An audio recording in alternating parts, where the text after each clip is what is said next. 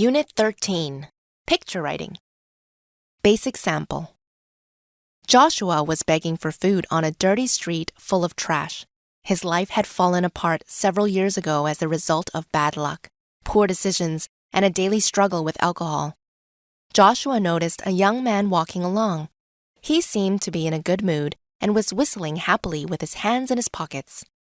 As the man passed Joshua, he took one hand out of his pocket and a 1,000 NT bill slipped out. The man hadn't noticed he'd lost it. Joshua looked at the money, thinking of all the alcohol it could buy. However, as he reached for it, he stopped. The young man's bad luck could put him in the same situation as Joshua. "Hey, you dropped something," Joshua called to the man. The man was grateful for his honesty and said he could spare the money. "I'll spend it on food and clothes," Joshua promised, and he kept his word. Advanced Sample. For years, Jeremiah had sat on a dingy street corner begging for change. He had fallen on desperate times after the breakdown of his marriage.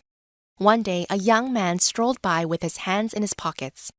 Reaching to scratch an itch, the stranger didn't notice a 1,000 NT bill fall from his pocket onto the ground.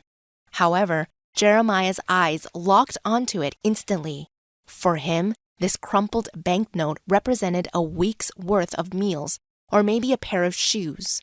But it wasn't rightfully his, and Jeremiah wouldn't stoop to becoming a thief. So he called out to the stranger.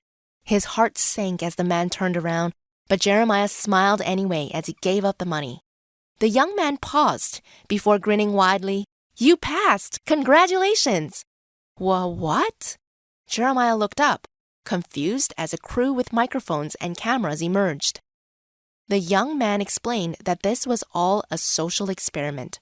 Now they were offering him a new life, an apartment, job training, and more. They were giving him everything he'd longed for. Jeremiah paused. "What would have happened if I hadn't given it back?" "What? But you did. That's the point," the young man replied. "You would have left me on the street if I had taken it to feed myself, huh?